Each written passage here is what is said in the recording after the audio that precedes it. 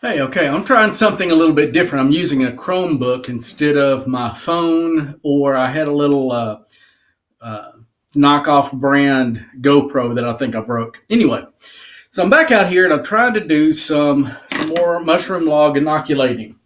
And it looks like I've got about 10 different sizes. This is one of the longer ones. And then I've got a little bit bigger diameter, maybe a little bit shorter. Now, I'm having a little bit of frustration, and that's why I'm making this video, not only for myself, but for anybody else who may be trying to get into this. All the videos that I've watched make a lot of it just look easy as pie. I mean, um, what I'm using is sawdust spawn from Field and Forest. I assume it's good. First time I've done this, so we'll see what happens. And it's Shitake WR46 is what I'm using. The part that I'm at right now is drilling the holes, putting the spawn in, and then covering it with the wax. And I'm doing this in a shipping container with the only power that I've got available right now is solar. And I've still got a lot of work to do on my solar system to get enough power. And I'll tend to come out here later in the day, sun's going down, yada, yada. You can see that on some other videos. So here's the issues that I'm having. I'm having a hard time getting these holes drilled. Again, I watched some of these other videos and people just zip, zip, zip, zip, zip, no problem.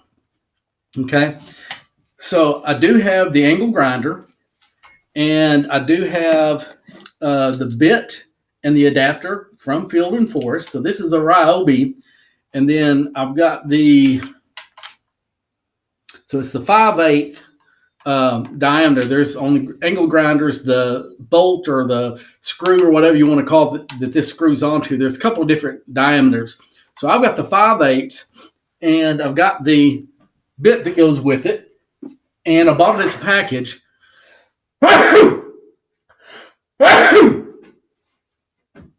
So that, these match. And I'm beginning to wonder if I need to look and see or ask them if they make a smaller diameter, one that makes a smaller hole. Because I'm using white oak and this thing just barely has the power to drill the hole.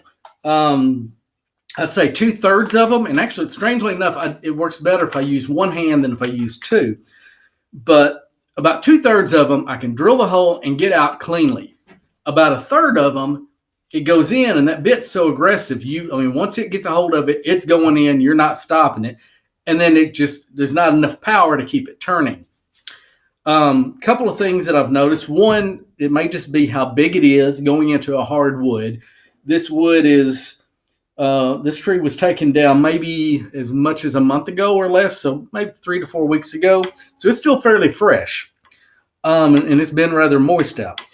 I do believe I've already got a chip on the end of this bit, and I've taken some close-up pictures, and I'm going to send those to Field and Forest with an email and see if that is. I didn't notice it before, but I didn't inspect it that close. So I'm going to try to ask them if that's an issue. If they, do they want to do something about it? Because I'm having significant problems with this. Another thing I'm having a problem with is when this bit goes in, there are 2 Allen screws that are the set screws. Let's see if I can get this out.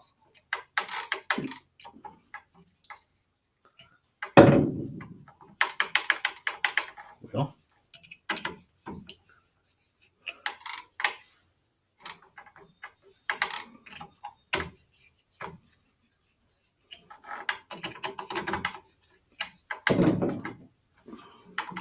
now it don't want to come out, and I've been having problems keeping it in.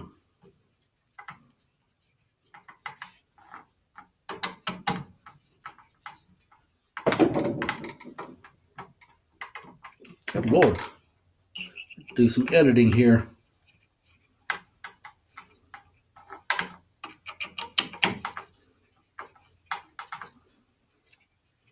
Can't find the little wrench that came with it, but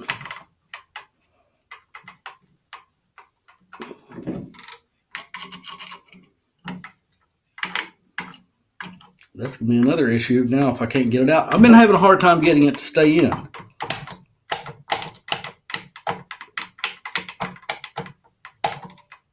Well, okay. Well, anyway, where this goes in, it's kind of three-sided, and there are two set screws in there. And I have been having a hard time. It keeps coming loose. And so about every 3 or 4 holes, I've got to take my wrench and tighten and check it and tighten it back down. So it doesn't seem to be really holding as good as I'd like it to. So that's another little issue, and I need to ask for some advice from them. So it slows down the process if every 3 or 4 holes I'm having to stop, check those screws. Now back to having enough power. When I first started, I was using, this is just the basic little battery that comes with the Ryobis. Different brands will be different ones. This one is a 24 watt hour. So they're 18 volts, but it's a 24 watt hour. This little thing, I couldn't even get 1 hole. I don't know that it would work on pine. So I had a 9 amp hour. And this one's a whole lot bigger. So, I mean, this is, if that's 24 watt hours, then, you know, this is 18 times or more. I had to do the math. It's a lot bigger battery, so it's going to keep the voltage up a lot longer. With this in there, it does much better. It's at least usable. Okay? Problem is, right now at between around Thanksgiving on 2021, the best price I've seen on these is almost $200 for the one battery. Okay, so knowing I needed a bigger battery, and I was wanting a couple more of those, but didn't until I saw how much they were.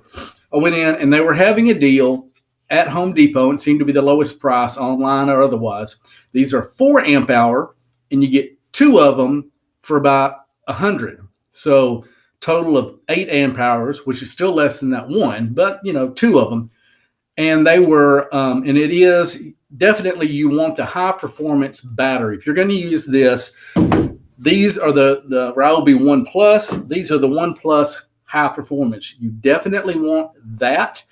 And I would say at least 4 amp hours or more, especially with hardwood, because you're not going to get a whole lot of holes before you got to change it out.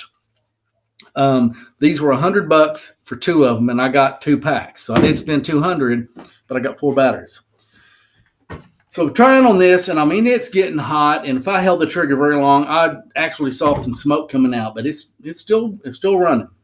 So I thought, okay, well, I've got my inverter, so I've got 110 power. So I brought a couple of my plug-in ones. This is actually the smaller physical one, but it had the right size arbor on it. The bigger one had the small arbor, so I'd have to get an adapter or something. I don't know if it's got a bigger motor or not. But in any case, this brand is Performance Tool. I got it from an Advanced Auto Parts store, so it's just a store brand thing. This thing's worse than the battery powered one. So this just does not have what it takes. So I'm going to do some research tonight, and I'm going to see if I can find another plug-in one with the biggest motor I can find, and see if my inverter is big enough to power it. This thing was almost a joke. So that's one issue, trying to get all these holes in here.